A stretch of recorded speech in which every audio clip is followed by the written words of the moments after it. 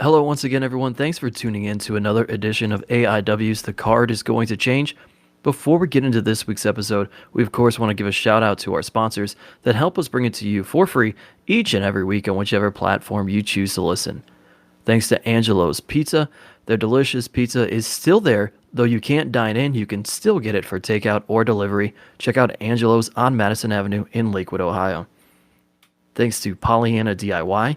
They make some amazing custom enamel pins for us. They've got those for sale, as well as amazing t-shirts, all sorts of throwback items as well. So check out Pollyanna DIY on social media and their website.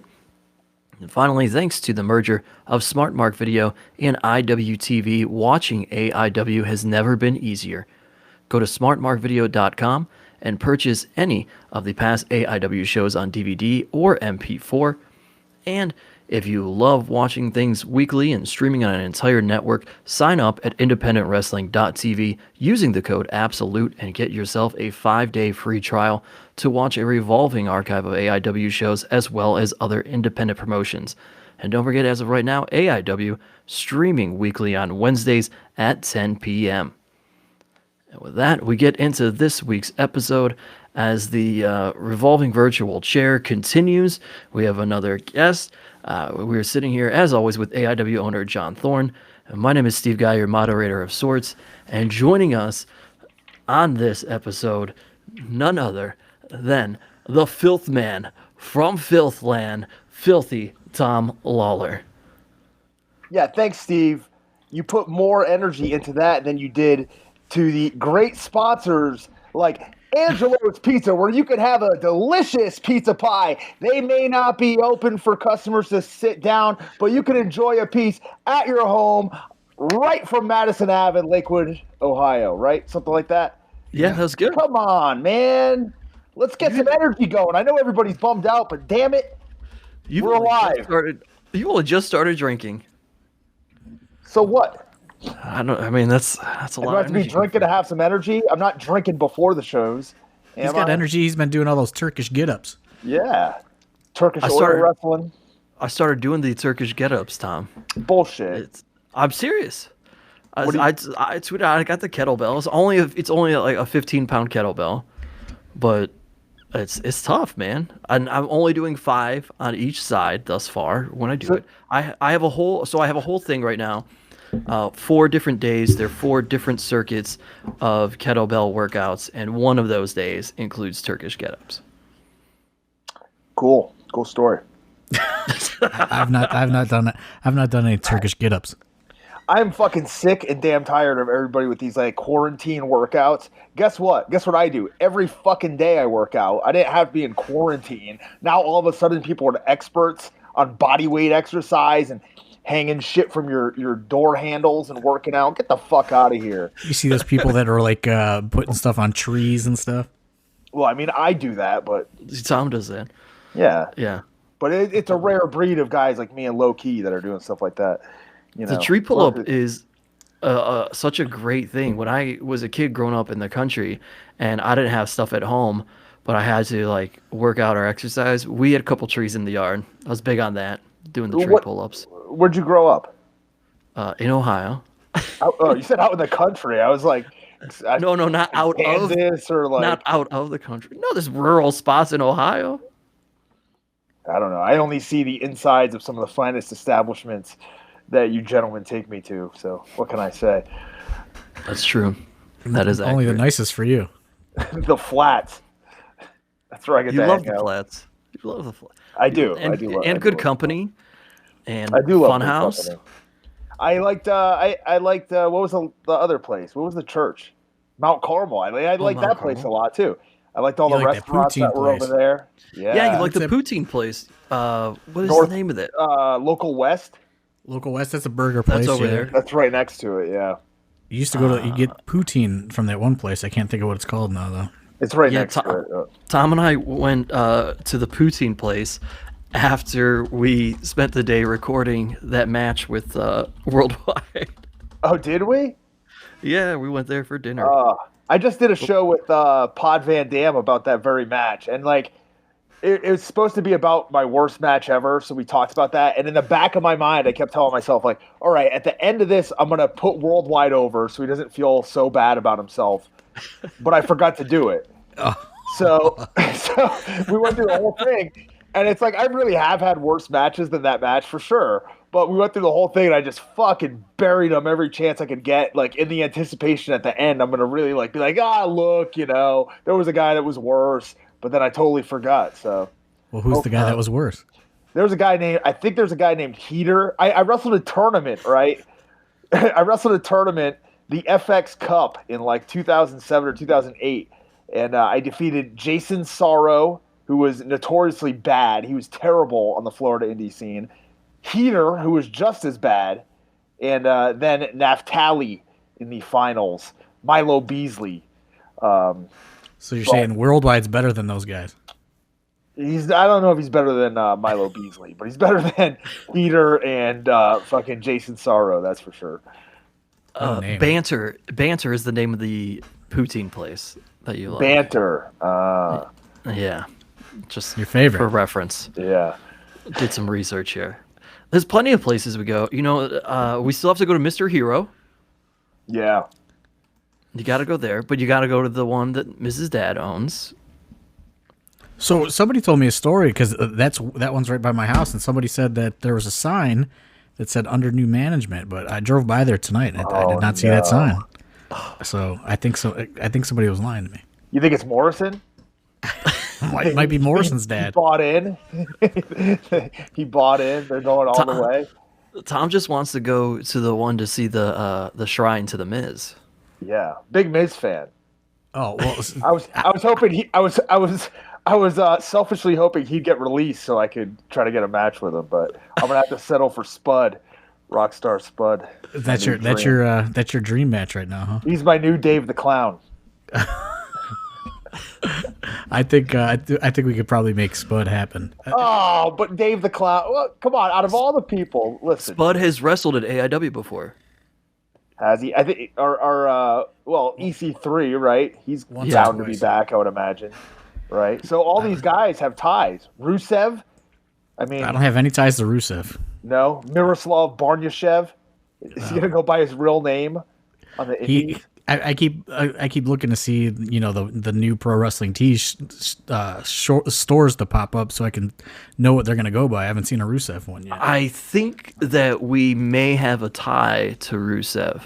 I mean, what? Hold on. You think you may have a tie, so you're not sure. Not me, but so there's no tie. Ziggler and his brother, I believe, are kind of boys with Rusev. Oh, they know him? Any of those? Not know him, but like, I'm sure that we could be like, hey, is he interested? I'm sure he's gonna post an email, Steve, if he wants to get booked too. Yeah, we'll be all right. I would like Tom versus Rusev. I'm on board with that one. I'm telling you, Spud's the money match. Me and Spud. Huh? Yeah. Eric Stevens and Rusev. Was that on his list? No, that's just a thought. That was on Rusev's list. Come on, who didn't see that coming? Who didn't see the non-retirement from Eric Stevens coming? That was more telegraphed than the Eddie Kingston non-retirement. You think? No, you think I've never seen two guys in the last year want to retire less than Eric Stevens and Eddie Kingston. Tell me, what else would they do? Who's Eric gonna sell his fucking cookies to? He's got like 1 million buyers in the wrestling market now. What are you gonna? Eddie's gonna work at a bank or some shit? I mean, come on. He had sellers before coming back to wrestling though. Buyers. Those people are in shape. They're like one-time buys. The wrestling clientele, those are repeat customers. Take a look at them. You gonna tell me they're not ordering cookies on a regular basis, right? It's very true. It's very true. You think the hot chick with the 6-pack is eating those cookies all the time? No, she's got like one from her boyfriend who bought them, with some fucking $40 pack of protein. They're like giant scones. Yeah, they're not even cookies. It's just like a big rock of, I don't even know what it is. It's not a cookie. It's fucking delicious. I'm not. Doesn't look like any Chips Ahoy Yeah. I've ever seen. Or a Keebler. If he can make one of those like a Keebler elf, I'll grant it cookie status. But until then, How many Keebler elves would it take to make one of those cookies? Quite a bit. I don't know. I'm gonna get on him. About What have you been doing in this quarantine? Yeah, pretty much the same thing I was doing before. I realized during this whole downtime that I am either like a total loser or I'm really focused. Probably both, actually. Both, yeah. Yeah, probably a little bit of both. So, yeah, actually, I'm waking up even earlier than I was before. So now I'm up at like 5:30. I usually work out, and then I work out again. Why are you waking up at 5:30? What else do I have to do? Are you one of those like early guys? Every day, like wake up early, drink your coffee. Yeah, I just said I get up at 5:30 every day. You're just that guy though. Like you have to wake up at 5:30. I don't really like care, but I mean, here's the other thing: I have kids, right? So my kids wake up at 8, 9. So there's a few hours where I can accomplish stuff. Whereas otherwise, if I wake up at 9 o'clock, I'm not working out before they get up. Gotcha. I at least have to look like I'm a functioning adult. I don't do shit. It's not like I actually take care of my kids. Like my wife and my mother-in-law are around. They're probably better off and safer when I'm on the road wrestling. But I mean, when I'm here, I gotta at least make it look like I'm fucking making an effort. I saw on Instagram you gave I think you gave your daughter a tombstone right in the backyard the other day. Yeah, I fucking took her out too. It was like the old what was it, Arn and Gene Anderson or Gene and Ole Anderson, the sacrifice headbutt. I took out my son with her on the tombstone too. I saw that. Yeah. What a great dad. They can work. They're already better than me. So. Yeah, you're getting your retirement plan ready to go. I think that was the first 3-way match I've won. Actually. No. Really? Yeah. You think? Yeah. Well, let's get into this. We can go back and forth on all these random stories, but I don't think people really realize, like, pre-MMA, pre-UFC, that you were actually a trained wrestler. Yeah, I mean, I sucked, but I mean, I was around. 2000 and go ahead. What leads you down this path? Fucking insanity, man. I mean, just like everybody else, I grew up as a fan. I don't know what my first real time seeing wrestling was, but I remember ever since I was a kid watching it. Like I would watch, I guess it was GWF and USWA and whatever was on ESPN at 4 p.m. in the afternoon when I'd get home. I would race home. My grandparents lived next door, so I would eat dinner at their house on Saturdays, hot dogs and beans every Saturday. I would race home down the path to catch WCW Saturday night at 6:05 on Saturdays, and sometimes a fucking Braves game was on. I'd lose my mind. So pissed. And then I would catch WWF whenever it was on, but that was on more random times. So I really remember watching WCW. I grew up in Massachusetts, but I remember watching WCW and whatever was on ESPN really on a super regular basis. And then I moved to Florida. I kept watching wrestling. I went to college in Orlando, and while I was in college, I would go to TNA tapings a bunch and at the old Impact Zone.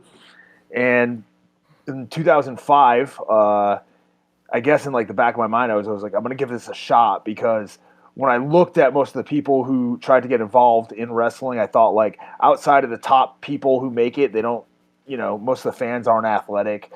Seems like it's easier access to the top than most people seem, if you have some drive and determination. So I started going to a wrestling school. It was called FXE, and there was some trainers there like Michael Shane, a.k.a. Matt Bentley, right? Matt Bentley. Isn't he this third cousin of Shawn Michaels or something? Something like that. The guy that owned the school is this guy, AJ Gallant. I'm sure you've heard of him. No, I only know AJ Gray. Oh, okay. AJ Gallant. Viper, as he was known. He was the school owner. Is that American Gladiators? Yeah, not quite. Believe me. I wish I had a photo of this guy, but it was like one of these guys. He owned the school. I don't. He claimed he was trained by Shawn Michaels, but I don't know if that was true or not. And like I saw one match of him wrestling, and he was like a great character, but this was also like mid 2000s, so everybody kind of sucked in the ring for the most part. Alex Porto was another trainer there. Hack Myers. Oh, okay. Spent a ton of time with Hack Myers. James Gibson. He wasn't a trainer there, but he was like in between. I guess it was probably when he was doing ROH as well, and he was always coming through the gym. So there was like a ton of guys. Devon Dudley was there a bunch kind of towards the end of my run. Machete. Ricky Vega from TNA was another guy who did a ton of work with me. So I'm sure Josh Bishop loves him. he was like a jobber. He was the heater for LAX. So Josh Bishop absolutely would love him for sure. Trying to look up pictures of AJ Gallant. Is this Viper? Wait. Let me see. I can't see. Oh, I'll look up Viper. So like I worked the Florida Indies for a couple years. I worked at a tag team with JP Ace as the Down Boys, and we would come out to Down Boys by Warrant. And what a great song. Yeah. And then I had I had a WWE tryout. I did like extra work at one of the Raw shows. I had a WWE tryout at Deep South for like a week, and basically I quit after that. So it didn't go well, or what? It was like I had already been working. I went up there they brought me up for a week. They put me up in some housing, gave me a car or whatever. Went to all the training sessions, and they didn't have me work at all. I remember, I think it was, I want to say it was Zack Ryder. It was either Zack Ryder or Kurt Hawkins. I'm assuming they were both there, but I remember one of them getting like KO'd by the heavy bag on a blow up drill and getting like taken out. There was like tons of guys there now that I think about it, but they didn't like have me work any matches. They didn't do any promo work, nothing. They just had me take fucking bump after bump after bump after bump after bump after bump after bump after bump. This was when Luke Gallows was the fake Kane. Okay. And they had me take, what a fucking rib this is. I love Kane, and they had me take about 9 million choke slams from the fucking fake Kane before he went out there and beat my beloved Kane. And then I went home. Bill DeMott told me to give him a call on Monday, send him an email. I did both of those things. Didn't hear back for months, if not weeks, if not months. And in that downtime, I quit. And then I did get a call back from, I don't remember if it was Tommy Dreamer or Simon Dean, but at that point I was pretty much done. So were they gonna offer you something, or what was the call? It was like, oh, we're gonna bring you up to OVW. And you were just like, fuck it. I don't really remember the timeline. Like that happened, and then I think like immediately, like days later, they left me a message telling me I needed to be in Jacksonville for a dark match the next day. Like I didn't even talk to anybody. They just fucking left a voicemail, and then I think I got another voicemail yelling at me for no showing. So. who was like who was scouting you? I want to say it was Simon Dean that was like the head of that talent stuff. So, but like who set you up with the Deep South tryout? Somebody has to like. Oh, come on! I'm an amateur wrestler. Jerry. Jerry. Who would have sent me there? Yeah, come on. That's what I was assuming, but I wanted Yeah. Come on, buddy. Yeah. But there was like a ton of guys there. Sonny Siaki, I remember he was there. Yeah. Heath Slater, Kenny Omega was there. Vladimir Kozlov. I mean, just a long. A real who's who. Yeah, this is when Connor from the Ascension was like a surfer. Okay. Yeah. This is a cool time back in the day. I couldn't find any pictures. You got the guy running the wrestling school. He's sitting in his office with a mask on. Jody Hamilton or whoever. Like, I couldn't find any pictures of the Viper. It was just a bunch of news articles and interviews that he did, but it was all text. Yeah, he probably wrote them. Why do you quit? What leads you to quitting when apparently the WWE was gonna give you a job? It sounds like. Is that what was happening? That's what it sounds like. Well, when I was at that tryout, I just thought this is pretty fucking stupid. Like, this is how people are treated. This sucks. They string you along. I got strung along for like months afterwards, and I thought, you know what? And to be honest, I had already fought, right? Like, I started fighting in 2003 is when I had my first MMA fight. So It wasn't like I was, like sitting around like, shit, I got nothing else I could do. This is when MMA was starting to get hot, and I had already done it. I was already like ahead of the curve. So I thought, like, I can take my life, my career, all this stuff into my own hands. Little do I know that's not really how it works, but I had a better chance of taking things into my own hands, through fighting than I did with wrestling, I thought. So that's a similar I don't enjoy my time at FCW story to our current Absolute Champion. Well, he was there. Yeah, but like, here's the thing. I was there for a week, and I was like, I could already see this, Like, hey, I remember Bill DeMott telling me, run the ropes. Okay, I'm running the ropes. It's just me and him. Run the ropes. Okay, I'm running the ropes. I don't like how you're running the ropes. Okay, do it differently. Okay, do you have any advice, any tips? No, just do it differently. So I run the ropes for fucking 10 more minutes. Stops me. Still don't like it. Do it differently. Any advice? No, just do it differently. And I'm like, are you fucking serious, right? Like, this is what it's like. Like, you hear the stories, and I just dipped my foot in it and got a taste of it. And that was like enough. I worked a few more matches after that. Like, I remember my partner and I, JP Ace, jobbed out to Ron Killings and Kip, whatever. Cute Kip? Yeah, I don't know who he was at the time, but when they were like in TNA, and I'll never forget it because some asshole in the crowd threw like a D-cell battery at us. You know what I mean? Like, it's like you're down in Puerto Rico. Like a D-cell battery in the Cocoa Beach Convention Center. Fuck. It's the James Gang? Is that when they were the James Gang? They may have been the James Gang, or I think they have like another iteration of some kind. Weren't they like brothers at some point? Is that the James Gang? I don't know. I'm not a TNA expert by any means. Yeah, we would need Josh Bishop for that one, but I used to go all the time, but I don't remember shit. I used to actually watch quite a bit of TNA, but it didn't register for some reason. I don't know. I didn't keep all of it. I think like I would go to the tapings, right? So who knows how many things I was seeing. I probably saw Eric Stevens get pounced. Like I know I watched Alex Shelley wrestle probably a million fucking times and thought like, oh my God, this guy's incredible.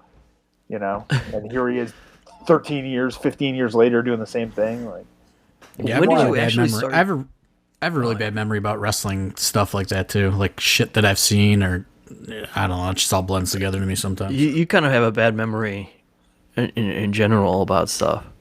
Me? Yeah. Fuck you, man. I mean, I say that lovingly, but we try to make it happen, piece it together for you. I try to block things out, I think. Yeah, that's probably what it is. Yeah. When did you actually start training any sort of martial arts? High school wrestling would have been the first time. So I had seen the UFC 2 when I must have been in 5th grade. So I was like 11 or 12 years old. Those VHS tapes were like gold mines when you're like an 11 and 12-year-old, right? Like I remember, like awesome, yeah. I remember like if I go to like my parents or my grandma's house, like I guarantee you there's like UFC 1, 2, and 3 on VHS tape somewhere in one of those houses. And then you could get like you'd even get like I would get King of the Cage, which is like a joke now, but like King of the Dan Bobish, baby. Oh man. I just watched Dan Bobish get fucking killed by Mark Hunt. Pride of Cleveland, Dan Twitter. Bobish. Really? I didn't even realize he was from Cleveland. But yeah, we were trying to book him for back in 2007. There was some intermediate discussions going on, but it never came to be. Dude, you're lucky you didn't know. I didn't know about that. I would have been bugging you for the past 3 years. If you thought I was bugging you about Dave the Clown or fucking, I think he still may be located in Cleveland, but he ran some like some local MMA stuff, and I think ripped some people off and kind of fell off the face of the earth.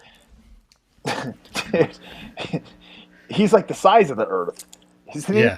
I mean, But he did some pro wrestling in Japan. yeah, he probably did Hustle. Yeah, I think so. Oh, dude, did you watch Hustle? That was a phenomenal. I didn't I promotion. know of it, and I know like a lot that happened in it, but I didn't like seek it out to watch it. Fuck, man, it's the wackiest of the wacky, like beyond anything DDT has ever imagined. It's like Is that where Kawada wrestled Cactus Jack? I believe so, but he might have been Dangerous K in like the Bruce Lee suit.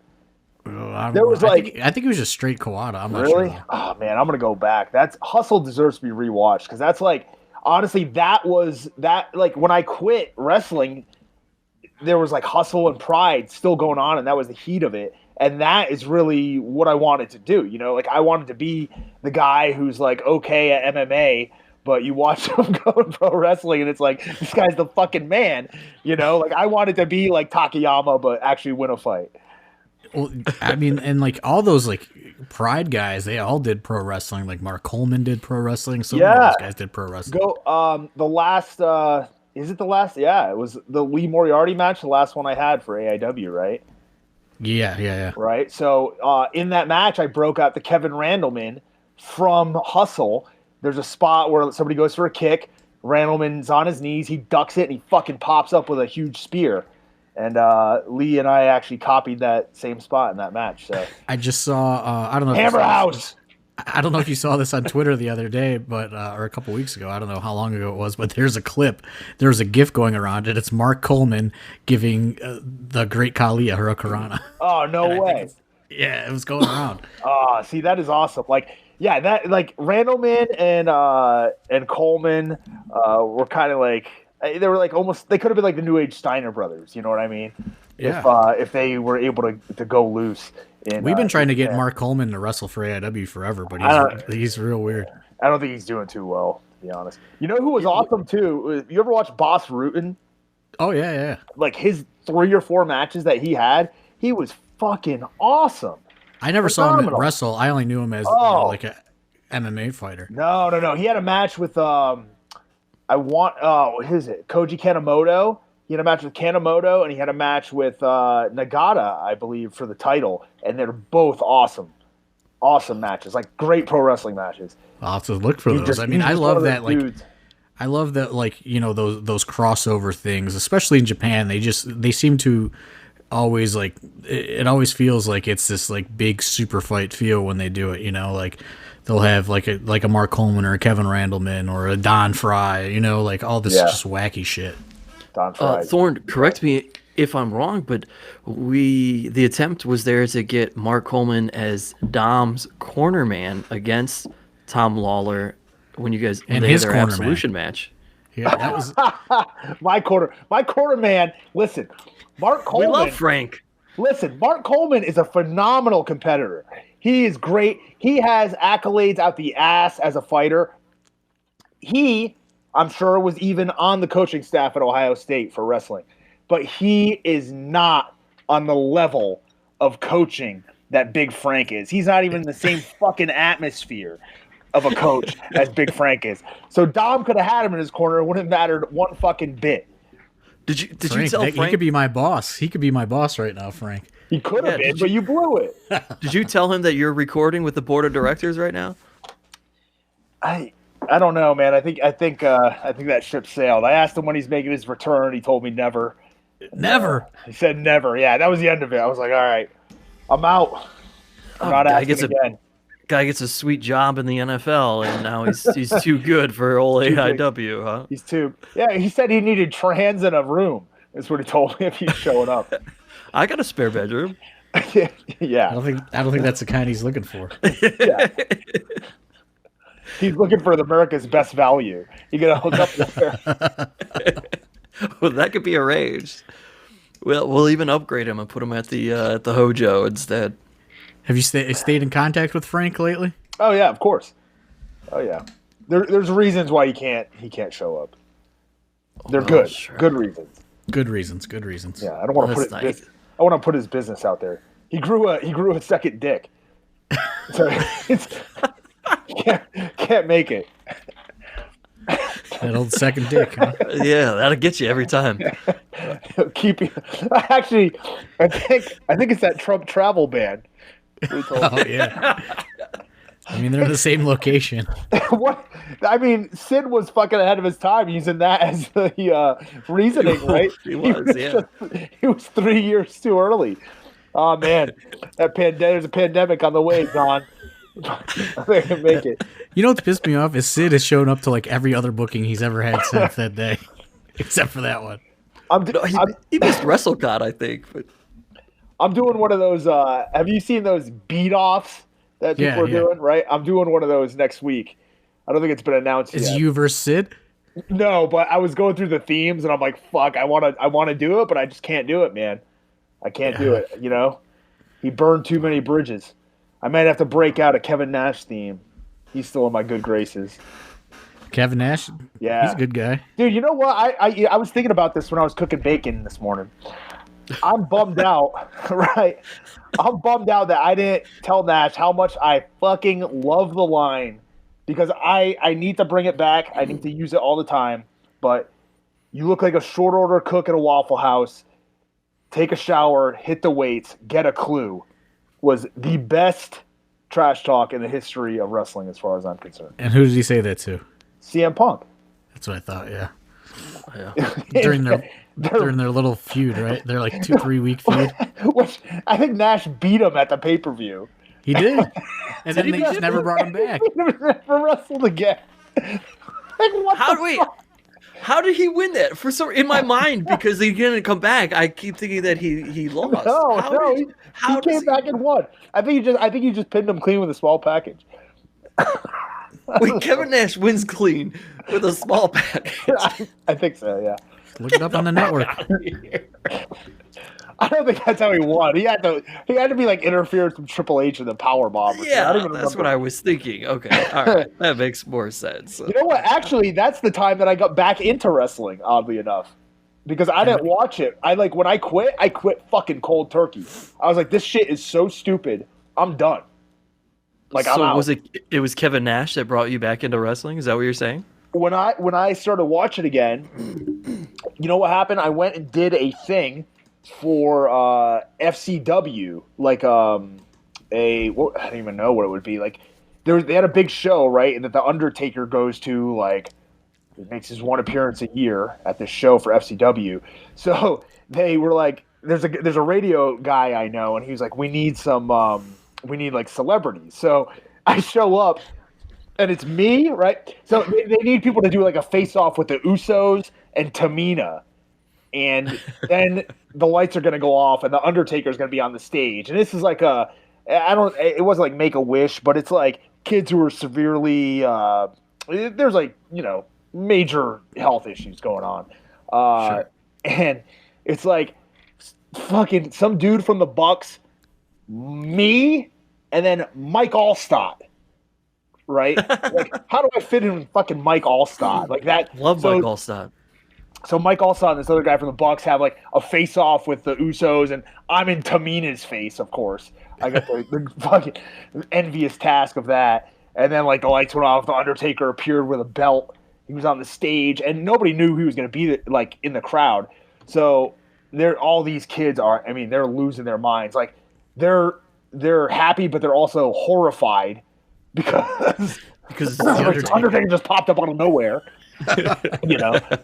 And then after that, I was like, you know what? I think I'll start watching again. And like, The Miz was the champion. He was feuding with John Cena.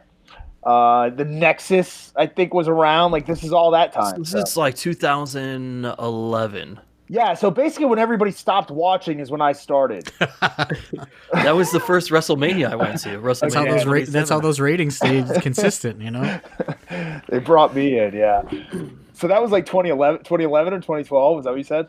Yeah. 2011 was Ms. Cena at WrestleMania, and The Rock was the guest host. Yeah, and I went to the next WrestleMania, the one with The Rock and Cena, in Miami. Yeah, for like $17 up in the nosebleeds. I paid more than that for those nosebleeds. My then girlfriend's aunt bought us the tickets, and we went. And it's like randomly, my girlfriend at the time, her mom worked with a girl who was dating a guy who had just gotten hired as a writer, right?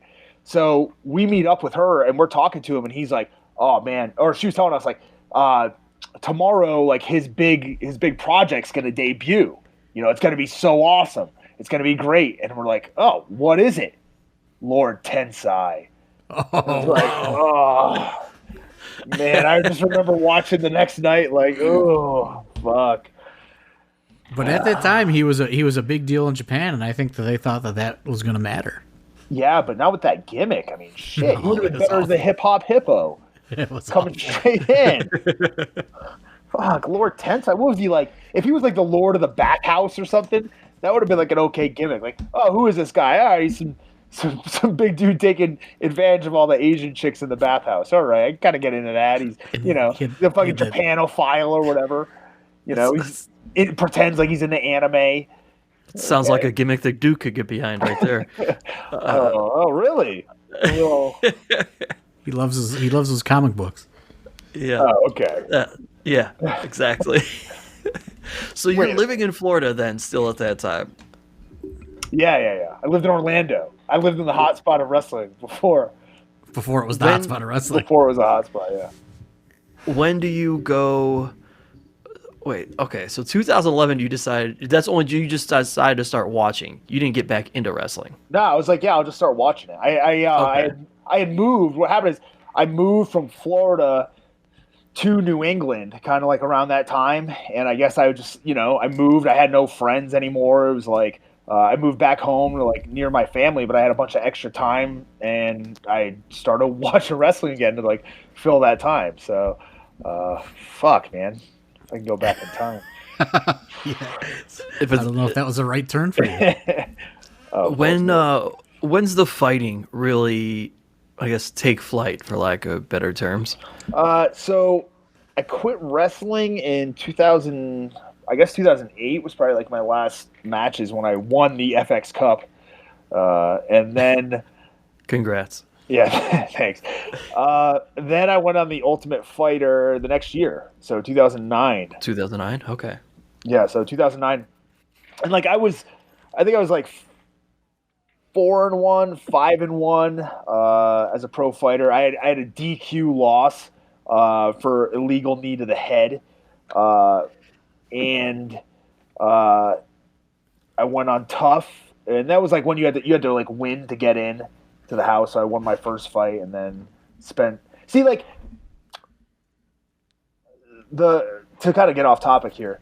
No, go for it. But the Tough and being a fighter, an MMA fighter, has really, like, I think prepared me a lot better for this whole pandemic thing than most people.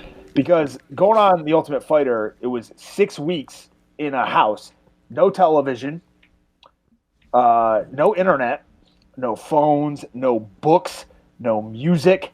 You get nothing. 6 weeks. Wow. 6 weeks. So it's not like now where I'm stuck here and I can do whatever I want. You can't leave the house. Yeah, you can go for a walk. You could go get food if you want. I couldn't do any of that shit. If I wanted something to eat, I had to rely on people to go pick it up, hopefully buy it and bring it back the next day. And hopefully these assholes I live with don't eat it in the meantime.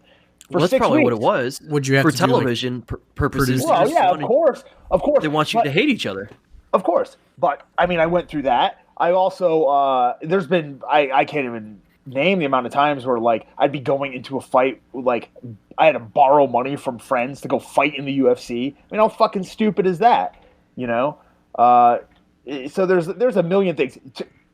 How did I end up in wrestling again? USADA just took my job away. Like, hey, you can no longer fight if you want to anymore. So all these people who've now lost their jobs over the past few months because of this whole pandemic thing, like, I went through this. So this is all like second nature to me. Yeah, you're maybe I'm prepared. I've been through it before. I made it out the other end all right. I'm pretty optimistic about this entire situation. Is the USADA thing what ultimately leads you, like, you have to make money, so you got to go back to pro wrestling?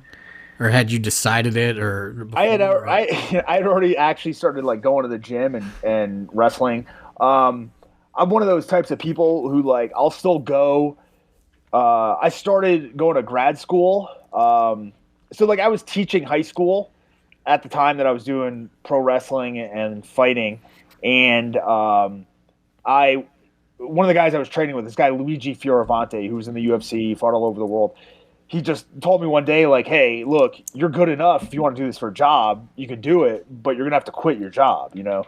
So I did, but like, I couldn't just do that. I had to kind of convince myself that there was a reason behind it. So I went back to grad school, and like I took out some loans, went back to grad school, and I did a semester of grad school, and then I went on The Ultimate Fighter, and I never finished it. So like I still go back and look like, oh fuck, I need to finish grad school. You know what I mean? Like I started this and I never finished it. And for I guess it would be like 10 years, that's how I felt about wrestling. Like I started doing this.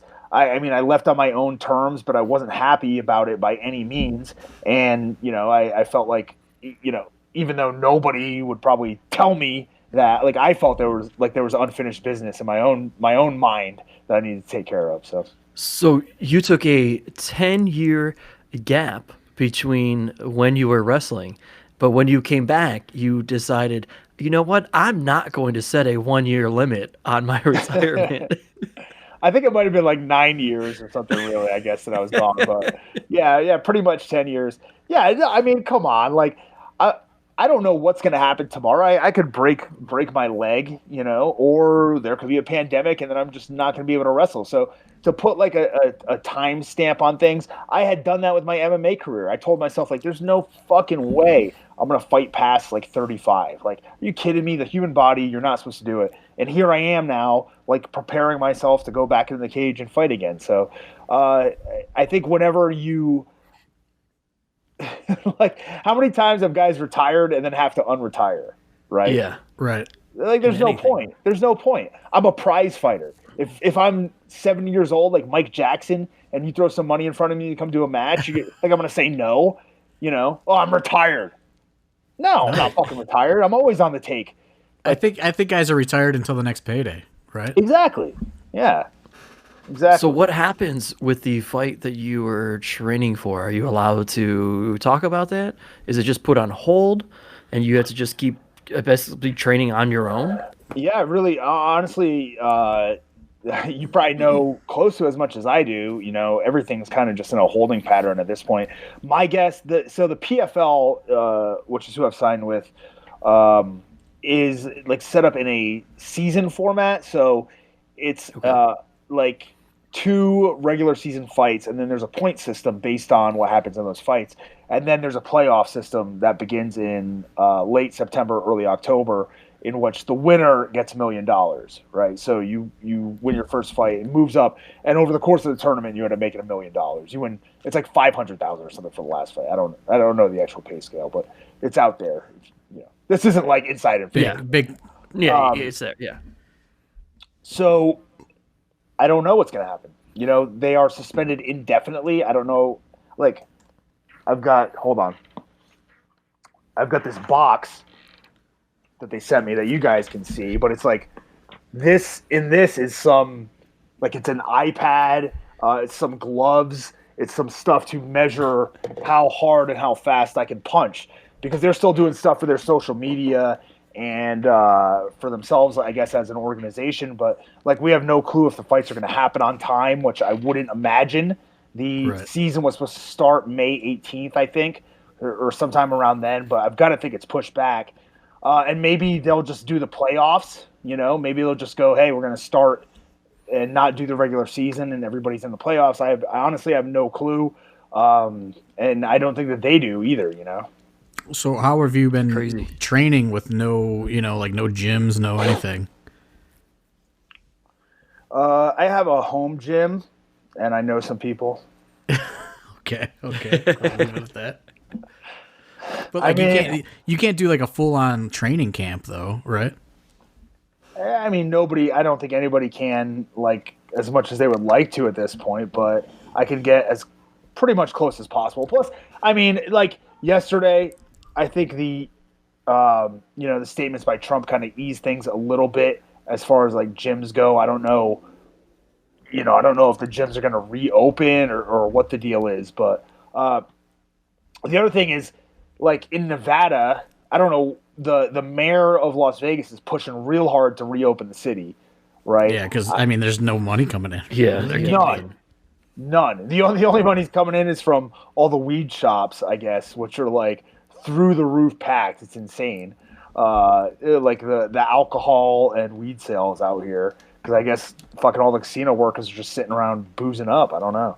Yeah, they said like in Ohio that we had sold like double the amount of liquor sales like this year, like in the month of March compared to last year. Like it's which crazy is actually statistic.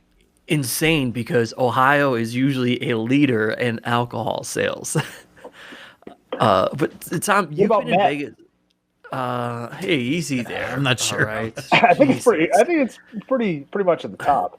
Yeah, there's some spots, unfortunately. Tom, you've been in Vegas long enough now not to like shift gears and just talk about this pandemic thing, but could Vegas make it on just a social distancing scale? Where because like I'm just picturing a craps no table, way. and you could only have like 4 people around it probably, right?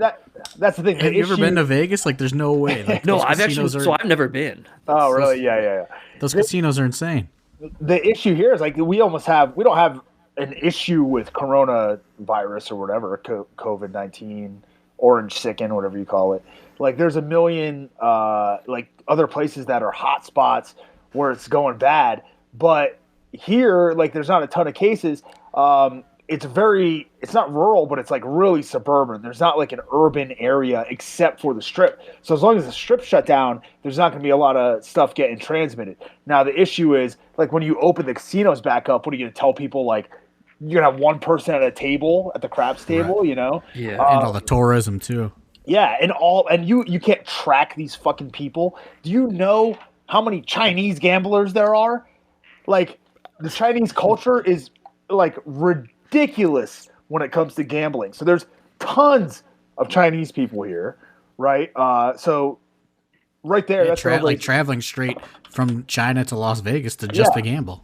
Just to gamble, yeah. Forget the fact that the disease is everywhere. Do you think a bunch of American people are going to be quick to jump on these flights to Las Vegas where there's going to be a ton of, people trying to pack themselves in? I mean, Americans are stupid. Everybody's stupid. It's not just Americans. Fucking everybody's stupid. So maybe they will. They started reopening the beaches in Florida already, and there's pictures coming out, and there's, like 1,000 people on a beach. Yeah, they said today in Florida was a record high COVID-19 deaths. Yeah.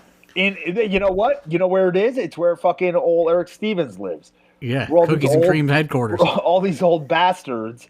Well, the one picture I saw was in Jacksonville Beach. Jacksonville, yeah. Which there's a lot of rednecks in Jacksonville who are just gonna go do whatever they want to do. But what are the guidelines? Like I don't know. Like am I supposed to be 6 feet away from somebody at all times? Are there not supposed to be more than 10 people? Or is like if there's 10 of us, can we be within 4 feet of each other? Like I don't really. They were never really super clear on this sort of stuff. So it's kind of just open to interpretation, and everybody's interpretation is like. It's one of two sides. It's like I'm gonna do whatever I want, or don't leave your fucking house, and you're a murderer if you do. And just like everything else, it kind of falls somewhere in between, Right. Yeah. Well, I guess back towards everything else we were talking about. I'm curious. What was this Tom Lawlor degree and master's degree going to be? I have a degree in social science education. The master's was in sports and fitness, but I figured. I mean, at this point, I'm already a master of sports and fitness. So what's the fucking point? Look at you, money, right? Get my doctorate, right? Just give it. What's social science? Social science is like government, history. Yeah, like social studies. Oh, you never took social studies at school? Yeah, it's a fancy ass name for social studies. For some reason, because of the fact that they put science in there, I was thinking like, wait, is that applicable to what we're going through because right now? They include like bullshit like psychology and sociology. I got stuff like that, Were you thinking you want to be like a teacher or something? I was a teacher. He was a teacher. Did you miss that part? Come on, Steve. What the fuck were you? He was a teacher when he was a pro wrestler. Steve Guy's over here getting ready for his next podcast interview that he has scheduled for after. No, I don't have any more tonight. Right. This is my White Claw and tequila mix that I've been drinking because I told you that I would drink with you. Yeah, because you did 3 other podcasts earlier where the whole goal is that you drink with the guy. No, that's not the me. goal of it. No, The I'm one talking about Steve. I only had one that was supposed to be of mine, and it was fine. And then, but that was very brief. But the other thing I did today was an AIW podcast. So Oh, really? Who? Wait a minute. Isn't that this? we've We've been like just banking a bunch of content. When John Thorne says that he's been able to relax, he has put some things in my lap where he's like, well, we can record all these things. I'm going to make you the booker of the podcast. Just get a hold of anybody. I thought you'd spread it out a little bit. I thought you'd spread it. Yeah, we interviewed fucking Jake Clemens the other day. Come on. You were on the hard list, Tom Lawlor. Don't you Jake worry. Clemens? You were number one on the list. You just weren't available until now. Jake Clemens is a great ref, by the way. You got to see the schedule. This guy, he sends me the schedule, and it's like 5 o'clock. This guy, 10 p.m. Tom Lawlor. It's fucking 1 p.m. Saturday. This person, 3 p.m. This person. So who's tomorrow? Tomorrow, Cookies and Cream. Yeah, And somebody Eric else. Stevens I don't remember. and Marino from PME. Marino. Oh, Yeah. I thought it was Dan Marino. I thought you got him. Ice the toner gloves. Did that was on yesterday, or maybe It's the on, day like, every before. day. I got Dan Marino just to talk about Ace Ventura the whole time. Yeah, I doubt you had a chance to get rid of big old Mr. Kanish. True fact, my mom went to high school with Sean Young, who plays that woman, Einhorn. Lois Einhorn. Yeah, Your mom went to school with Lois Einhorn. She's from Cleveland Heights, Ohio. Where's Roger Predactor from? That I don't know, but my mom I was gotta in find drama. this guy. This guy, he was insanely jealous of the size of the bug's dick. So I gotta get by this guy so I feel good about myself. I gotta find him at the urinal. My mom was in a drama club with Sean Young, Lois Einhorn. And So she said that was she before the transition, or after. You know what's funny? She was also in a movie called Finkel or Einhorn? Einhorn is Finkel. She was in Dr. Jekyll and Ms. Hyde, which is like an old 90s movie as well. Oh, hey. You know what's good is Yeah. so are you guys, there's some downtime. So have you guys been on Stay Home Hub? No, what is this? No. It's Pornhub. They just renamed it. Oh, okay. But you get a new domain. But you get a free subscription. So I signed up as Dom Guarini. So, if anybody out there wants to friend me, Team Filthy. go right. I was like sitting there. I'm like, I don't know what to put on here, but That's so funny. well, can you imagine? Like, there's definitely, somebody's gonna go through and look at these profiles. I gotta know, because think about this too. Who's the guy, or guys, who make these porno highlight videos, right? Because they've got a bunch of time on their hands now, and they got free premium content. So this is like the best possible time to be one of these, Sergeant Spank Bank or whatever, pumping out the music videos. Oh, man. Troy Evans is the actor who played Roger Predactor, and he was born in Missoula, Montana. Oh, look at that. Man. Hey, I was going to wrestle there, but then I wasn't, because I was going to do an AIW show instead. We haven't talked about AIW one time. We're like 55 minutes in. So, Tom Lawlor, you come to AIW. Is that what we're supposed to talk about? Okay. We Doesn't don't fucking matter. care. The two-parter. It's going to be an ongoing series, I think.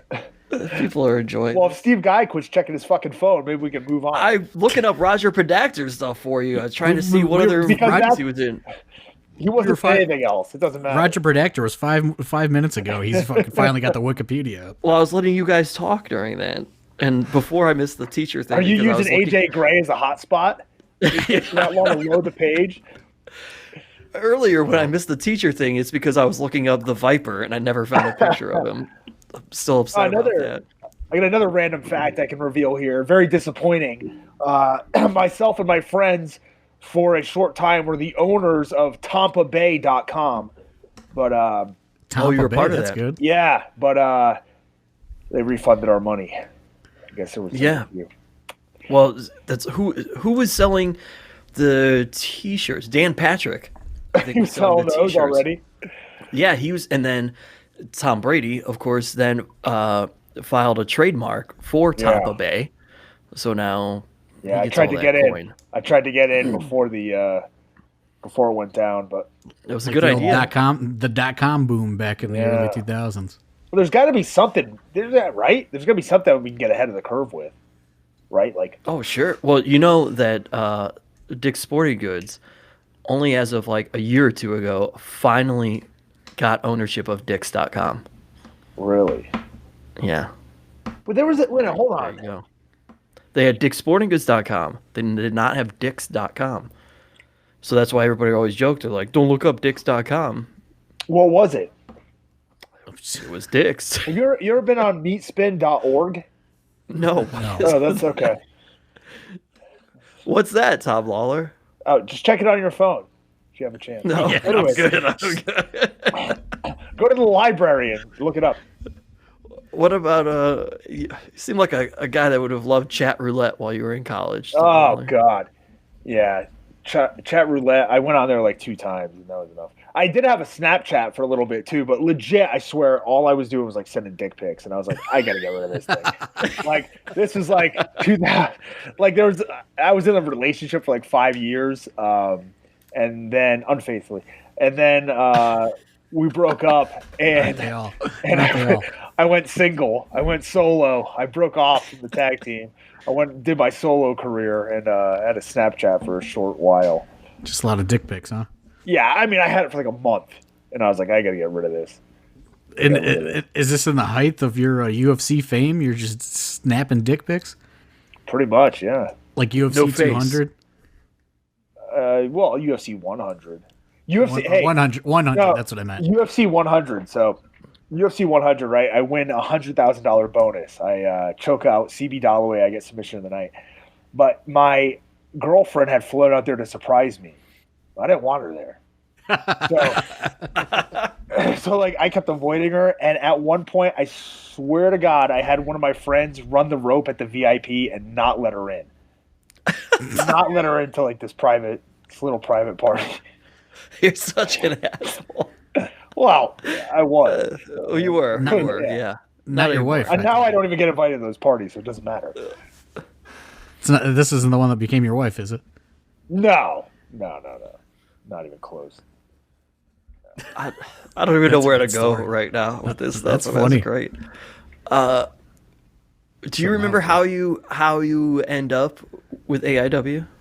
Yeah. Thorne sent me an email and said, "Hey, Robbie." It was a Twitter DM. Yeah, It was a Twitter DM. Twitter DM. Hey, Robbie, I heard you're looking to get into wrestling. Something like It's that. well, I've explained to you why. It's all Dom Greeni's fault for the confusion. Well, that's what you saw me on his Pornhub profile or what? No. So Biggins and I had, I don't know, we saw maybe you were announced for a booking or something. I don't know what happened, but it was getting around that you were gonna take bookings, and he was like, yeah, let's book him for Jaylet. And I was like, all right, I'll send a message. And right before I sent it, Dom Guarini sent me like a character pitch vignette. And it was like him like in the cage, but he put like Joe Rogan over it. And it's Joe Rogan talking about Robbie Lawlor. And it's like I guarantee you it's probably like up on YouTube somewhere.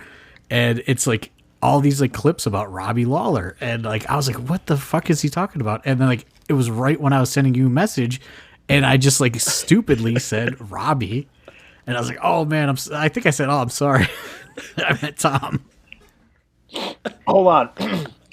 Hey, Robbie, are you looking to transition into pro wrestling? Question mark. Let us know, and which I'd already been working, but let us know, and hopefully we can work something out. My response was, I'm kind of hoping that's a joke. Sorry, our wires got crossed. And there it was. Our wires got crossed. That was the excuse. I think that was a big response. Was that yeah, your urethra? What is that? Oh my God, you're never gonna let me live that one down. No, nor should I. Do you know how many fucking times I've had to deal with that shit? People misspelling my fucking last name, calling me Robbie Lawlor. Hey, Ruthless. Hey, Ruthless. Hey, Ruthless Tom. Oh, fuck. That doesn't even make any fucking sense. Oh, are you guys brothers? Are you cousins? Oh, I know your name's not even spelled the same. Are you related? Like, what? I forgot I've gotten that question. You know Jerry? Jerry? He's related to Jerry? Yeah, that's the other one, too. You must be Jerry Lawler's cousin. Yeah, he couldn't get me a fucking job with the WWE. Well, he almost did, but you just quit calling him back. Yeah, you quit going. Good point, huh? Well, so does that lead to the September show? So Bloodsport? What? No, that's Jaylet. No, that's Jaylet. That's Jaylet. Talking about? What? So this is why I got thrown off. So Bloodsport. Right. Yeah, I know. The original Bloodsport. Yeah, we have Bloodsport, and the whole idea was a mixed martial arts, bunch of MMA people involved, and I forgot that you are, what, a year? Is that a year later, Thorne, or 2 years later that Tom comes in? It's like 6 months later, I think. It's so, okay, yeah. Like 2015 and then 2016. Does that sound right, Tom? It's American I'm going to say the wrong fucking show. J-Lit 2017. Who's got their wires crossed now, Robbie? Because I was just looking on Twitter, and Drew was doing a Q&A. So, what do you want? My wires were crossed. Motherfucker. So, J-Lit 2017. Yeah, that was it. And I was going to wrestle Jimmy Rave. Yes. Oh yeah, but he didn't. He was not feeling too good. He's incapacitated, I believe. He's incapacitated. Sure. And so the night before, I'm about to leave, right? I get a message from Thorne, and it says, "Hey, actually, let's just maybe I can find it. Maybe it's on here." Yeah. Oh my God, that's so funny. I don't know. You gotta give me a second here, I guess, to see if I can bring it up. Okay. Yeah. Something. While you're looking, here's my question, because I know it's going to tie into this. When did you decide you were going to start basically cosplaying for weigh-ins and eventually wrestling matches and other things? Why and how did that come about? Well, the deal is like, without the internet, really, mixed martial arts like wouldn't exist. There was a time where it was like taken off pay-per-view, and basically the only way that it was like around was the people who were on the internet doing all the work. I would used to stay up till like 4 a.m. reading fucking people typing results from fights that are going on in Japan and Pride. So I was like super into it. And when I went to the UFC, that was the audience that I was targeting. It was like these hardcore. It's very much like the hardcore wrestling fans, like indie wrestling fans. This was like indie MMA fans. So that's who I was targeting. And the very first person that I wanted to imitate was a guy who everybody on the internet who was like a UFC fan loved, and that was the Just Bleed guy. Because at UFC, I don't remember, like UFC 8 or one of the early ones, you're scanning through the crowd, and there's a fucking dude just doing the face, freaking out, flexing with Just Bleed on his chest. And he was like an internet icon to the hardcore MMA fans. And I went to the weigh-ins, I took my shirt off, I fucking flexed, I had the Just Bleed thing on, and all the hardcore fans lost their shit. So I knew, like, right from the get-go, that's the gimmick that I need to go with. And I started doing more stuff that was, like, wrestling-based, I guess. I did a Hulk Hogan entrance. You know, I'd already done the Dan Severn. No, actually, I don't know if I had. Yeah, I had. No, I hadn't done the Dan Severn one at that point. But I did that. Actually, I was doing that kind of stuff, like, before as well. You know, Sakuraba was one of my big, you know, like inspirations when I was younger. So there's my Google profile pic, which I don't know if it comes up on here, but it's like from one of my fights in 2005 or 2006, and I'm fucking smoking a cigarette, and I've got like 5 girls with me at the weigh-ins, and this is some shitty amateur fight. And like my trunks, I was fighting around Easter, so on my trunks I've got 2 Easter eggs where my balls are, you know. So it's just always, I don't know. It's just always been like about the showmanship. Yeah, this is sports entertainment, right? Like if you just watch a basketball game and it was fundamental basketball, like, and you enjoyed it, you'd move to Europe and watch that shit. But it's boring, right? People want to see dunks. Sure. They want to see some crazy shit. They want to see long passes, people shooting free throws. No, 3 points, whatever the fuck it is, right? Shows how much I know basketball. But people want some entertainment with their sports.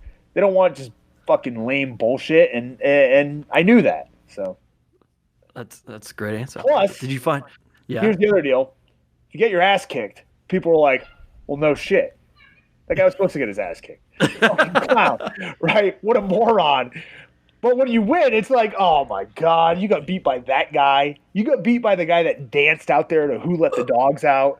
You know? See, but it's funny. You discovered early on that you're supposed to create this weirdo persona, but you just, you didn't stay doing all of that. I guess I feel like if you were the weirdo right now, doing all that random shit in today's day and age, do you think things would have gone differently? It's calculated. Like, I'm not like people in MMA, the MMA circles used to think I was out of my mind. And it's like, honestly, if you talk to me and then go talk to a lot of MMA fighters, I'm probably a lot more conscious about what's going on than they are. Like, they're the ones that aren't with it. They're the ones that don't get it. You know, they what I didn't mean? get it. Yeah, I'm not the one that's like, yeah, I'm not an outlier. It's not like I'm the one that figured something out. This is fucking common sense. Like, you've got to have some sort of connection with the fans. And MMA is volatile enough that unless you're going to be George St. Pierre, you can't be the stoic fighter who just sits there and gets by on their skills. There's one, maybe two guys in a weight class that can do that. You have to be fucking realistic about it. I'm a 6 foot tall, okay, I'm 5'11 and 3/4. 5'11 and 3/4 tall.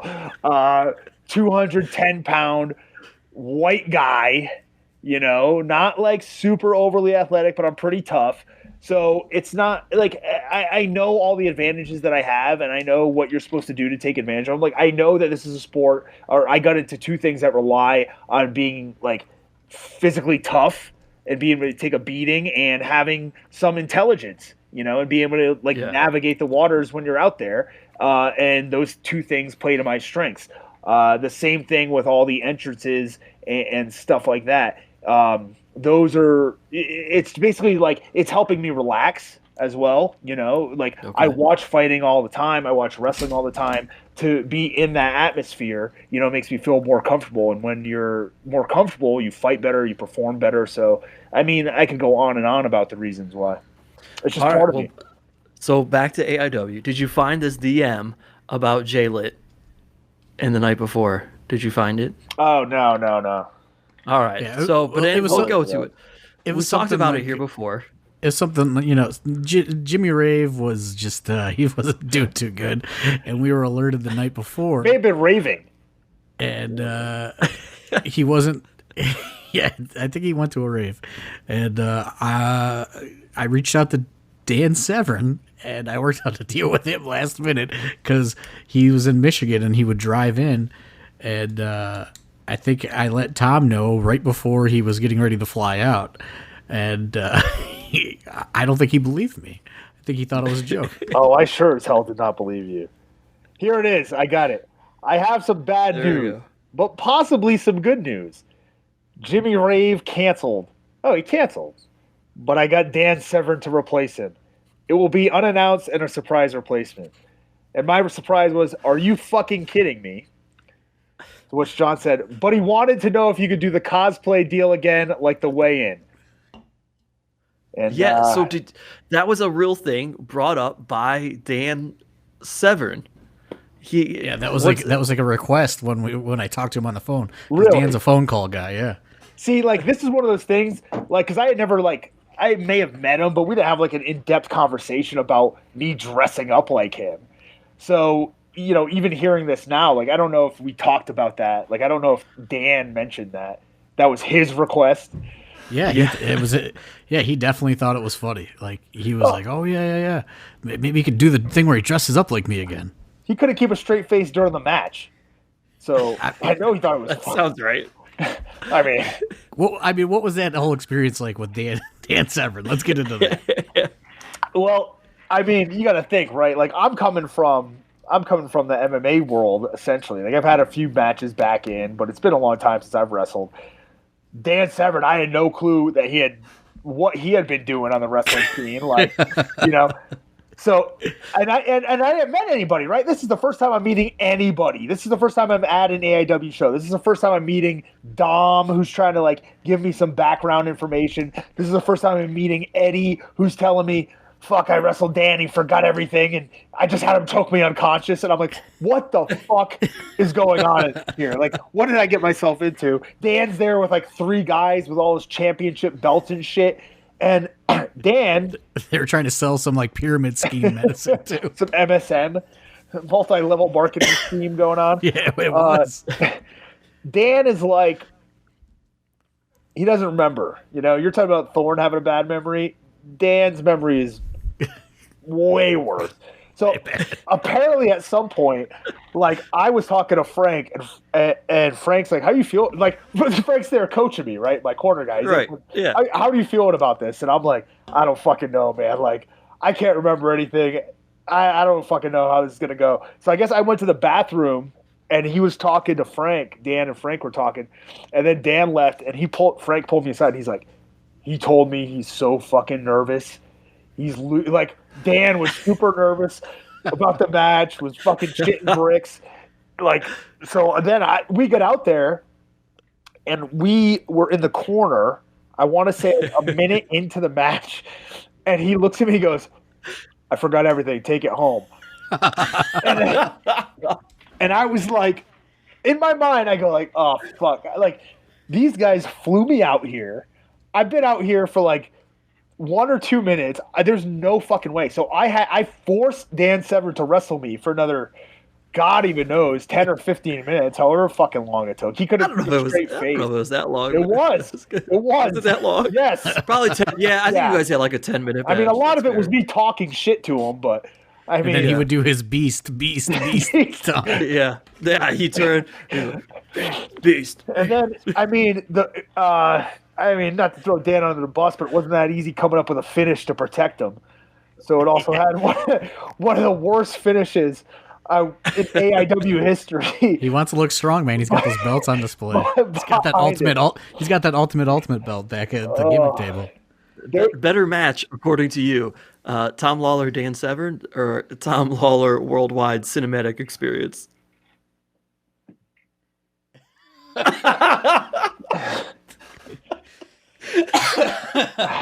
I mean, let's be honest. Worldwide is not as good of a wrestler as Dan Severn, but that match may have been better.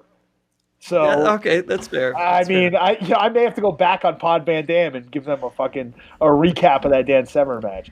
I remember after I went in the back and Thorne. I didn't ask shit to Thorne. You go like, what'd you think? Thorne said, like, how'd it go? Or like, what'd you think? And I was like, that fucking sucked. It was the shit. Like, walked off. It was fucking terrible. It was a great moment, though. It was a great moment. I got down. People loved it, though. I got down to the bottom, right? And Frank's there coaching me. And we're like sitting at the table. And I'm like, God damn, that was fucking terrible. And he's like, you got to bring it tomorrow, man. He's like, you got to fucking bring it. You got to go out there and step your game up tomorrow. You can't go out like that. You got to fucking bring it. So then I got this fucking professional coach trying to hype me up for the next day after that performance. Do you think that Dan forgot everything just because he enjoyed your cosplay so much? No, I think Dan forgot anything because he was in those early UFCs. Yeah. The fact that every single person I've talked to that's wrestled Dan was like, oh, yeah, you forgot. Yeah. You know, I think that's a sign. Now, even better, this is my favorite Dan Severn story. Like, beyond even dressing up as him and wrestling against him. There was a show here that Karrion Kross, now Killer Kross, the former Killer Kross, put on called Natural Born Killers. And it was an MMA show over like the UFC fight weekend or their International Fight Week, right? Where they fly everybody out. They have like Hall of Fame ceremonies and all this stuff. And he has the show on a Friday night. And I remember like he's wrestling Dan Severn on the show. So I'm talking to Dan in the back. I'm like, hey, Dan, what's going on? Blah, blah, blah. I'm like, you're out here. What'd they bring you out here for? He's like, yeah, I'm out here for the UFC Hall of Fame ceremony. I'm like, Dan, that's tonight. He goes, no. No, he goes, no, it's not. Yeah, Dan, it is. Okay, so I leave, and I swear to God, I walk off. In between this time, there's probably like 2-3 hours go by. He falls asleep. He takes a nap. He wakes back up, and I'm walking by. He's like, Tom, come here. I come over, and he goes, I think you're right. I think the Hall of Fame's tonight. So I don't know. Like, I don't know if they flew him out there, and he was supposed to, like, get up on stage, or, like, they flew him out there, he was just supposed to be in the crowd. But apparently he wasn't at this fucking ceremony they brought him out for, because he was at the Killer Cross show. Oh, that's great. I love Dan Severn. Yeah, he's the best. He's a very nice guy, yeah. So yeah, so that was night one, and then we went to that bowling alley after that. Mahal's, yeah. Right, yeah. Oh, that's Mahal's? Yeah. That's it? And then the night two was the next night. So, and that's where I gave you your full-time contract. Hey, I got the please come back chant, man.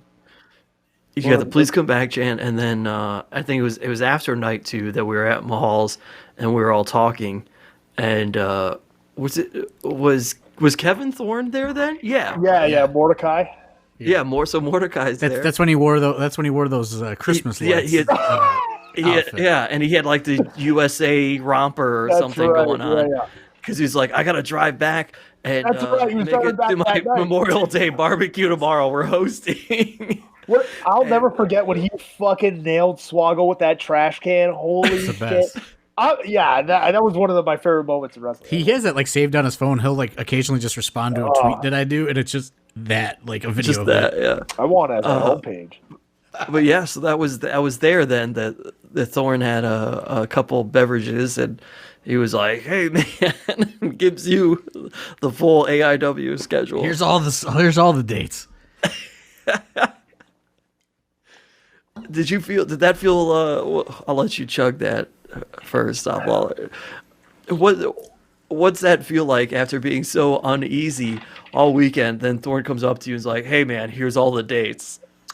I thought I was in pretty good shape after the match, and to be honest, because like we're putting together the match, and I just thought to myself like, okay, people here know Dom, right? They know Tracy. Yeah. Tracy's great. And then you got Mike Tolar, who was making his final appearance. He never came back after that. So everybody knew that the crowd was going to be hot for him. Unintentionally, that was his final appearance. And there's, we go in the back, and in true AIW fashion, it's a multi-man match, but there's just a winner on there, right? Not like who's taking the fall. Not like, hey, what's getting set up here? So we got a winner, You guys figure it out. So I was like, hey, here's the deal. I'll go in there. Let me fight everybody. And then at the end, you guys beat my ass, right? Like, I'll fucking stay in there the whole match. So we did essentially, and much to, like, those guys' credit, they didn't, like, shut me down in the match because they easily said, like, we're going to do this, we don't want to do this, we don't want to do this.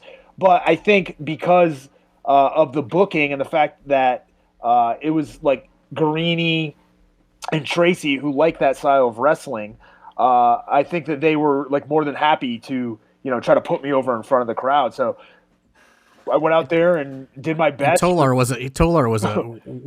he's a big time amateur wrestler, like Kent State or something. And he was like, I mean, I'll put him over. He was more than happy to do nothing in that match. I mean, he was. I think he got weirded out because he wrestled Britt Baker the night before and he got hurt.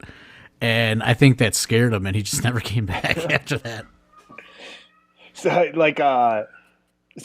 mean, honestly, I went out there and I wrestled for like 20 minutes, and I got my ass beat. And I guess I realized that, like, if you go out there and you get the shit kicked out of you enough times, people will start to like you. Because I did that in my MMA career. So I figured I'll just do that same strategy, and it worked. Like, I was like, I'll just go out there and just give me every fucking move that you guys can, like beat the shit out of me, because that's the thing that I'm probably best at. And it worked. I'm trying to remember, because you have like a dirty blonde hair, and your hair was longer at the time. So you go out and try to find something to make your hair black to do the Dan Severn cosplay, but then you find out that you've got to move on to night two. What? I don't remember. Did you get your hair? You did. You got your hair cut by Frankie Flynn's sister or Yeah, sister-in-law, right? I got my hair cut. I had it dyed, and during I had the the day show. mustache. I had the mustache, and I had the black hair. And then I brought all the rest of my stuff for the next day. So And I think you got a actually- Chuck Liddell mohawk. No, that was that was when I faced Eddie. Oh, okay. That was Absolution. When I went. Yeah, that against was Eddie Absolution. Yeah. Eddie. Yeah, because I had the stash too. Like I was gonna Yeah. try to do like a UFC character for every single like match, but I mean, come on, like I would have ran out of guys. I did run out of guys after 2. So Did you just could at come least out with did a Tito, shaved man. head? no. I just cut my hair short, so it was like a fade, but it was black. Okay. And then I had the banner, the full-on banner, and then Frank. So course. it was like a new presentation, you know. I had the shorts with all the good sponsors on them, Pampers and Durex. Those were good. I feel like we have to have him on again here, Thor, as we're approaching. Oh we're yeah, at we've hour gotten 20. we're at hour 20 and we've gotten through his first weekend. We haven't even talked about his obsession with the ridiculous drink at the Funhouse yet. So There's so much stuff. Like, I mean, my Is big he- Tom, contribution is the video. Think about that, right? Like, out of all the people that were at that Wrestle Rager, I probably have one of the better memories of that night. Yeah. We just talked to CPA about that earlier Right? today, actually. Yeah. And who was the man? Who was the director? Who was the Spielberg of that scene? which you might be- wanted to we be might a be part getting of ready- wrestling. Maybe Tom Lawler's going to join the production, the new director. You wanted to be a part of Wrestle Rager. Like that was I was a begging. thing that you had been asking. Yeah. I think I asked to be a part of the production as well at one point. You probably I did think I did. because you wanted to use that leather stuff a little bit more. Oh well, hold on. I wrestled. I just watched my match against Frankie Flynn the other day, and do you remember that entrance? Because I came out to fucking Rocky Horror Picture Show with the dress and the lipstick on. I mean, that was like, And you did the whole like basically like Gold Dust kind of deal. yeah. I used to love I Gold think Dust. right. I The believe that. bondage, and the wolf mask are my two favorites. That was Absolution against Dom, Have you ever and that was you ever been on Ham and Eggers on Instagram? It's the best. It's the best site, right? It's just jobbers, right? Ham and Eggers on Instagram. I went you through told it. me about this. I was laughing my ass off, just fucking howling at all these Ham and Eggers. And I scroll down, and I find myself, and it's when I've got the fucking gift mask and like it's a wig on, and it's just like, what the fuck is this? Like the comments are like, what is this? And it's like, I don't know. You know? So, I love. All right, Ham and Eggers. let's wind this particular episode down because we're gonna have to do this more, obviously. Tom, it hasn't even been 3 years yet then since you appeared in AIW, but you are so ingrained in the AIW culture and history. Can you compare that to anything else that you've done? I mean, I just said I watched that match with Frankie Flynn. I watched the match from Slumber Party Massacre when it was live the other day, and no, I mean, I just remember like I was so excited to head to that AIW show to win the title, and it like I honestly, I mean, the only downside, the only bummer about it is that it wasn't in Cleveland, you know, where like.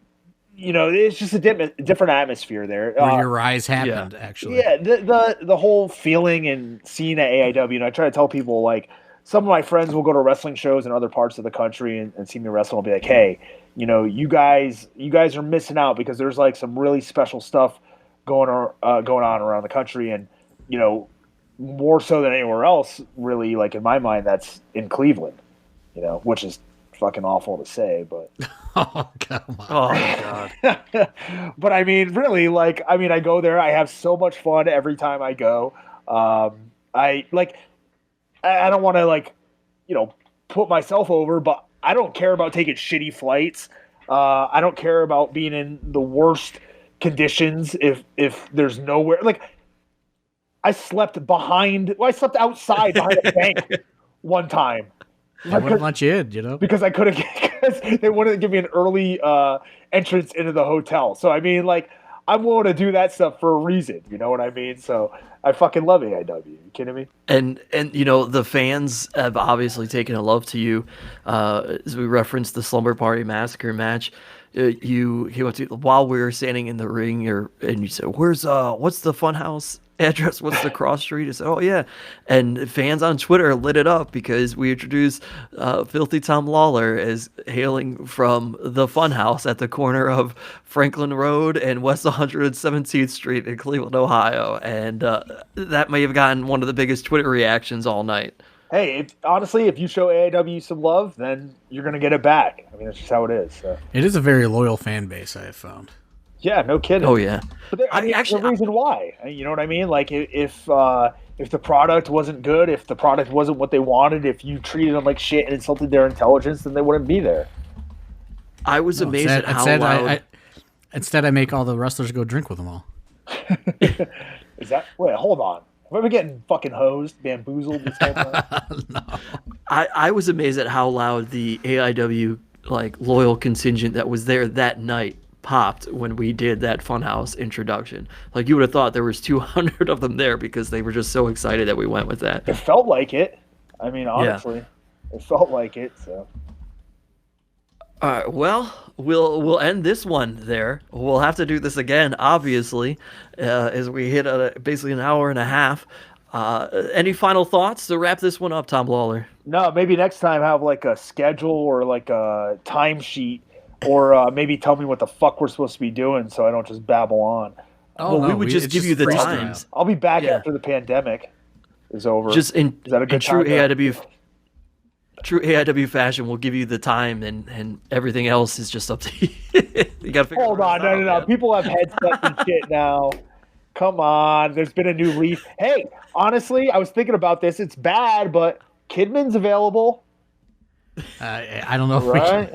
Can you get them? Can you afford them? Probably not on a full-time basis. What about Savio? Savio? Savio wanted to be my business partner. I know somebody. I got an investor. He told me I got a monster. He told me I got a monster on my hands, brother. You got a monster on your hands here, brother. You bring me back. You know, we'll go do big things. From Frank to Savio, you know, they all want to be a part of the board of directors. You never know. Well, hopefully everybody enjoyed listening to this one, and you have so much more to look forward to when we have Filthy Tom Lawlor back. For Tom Lawlor, for John Thorne, my name is Steve Guy. We'll talk to you next time right here on AIW's The Card is Going to Change.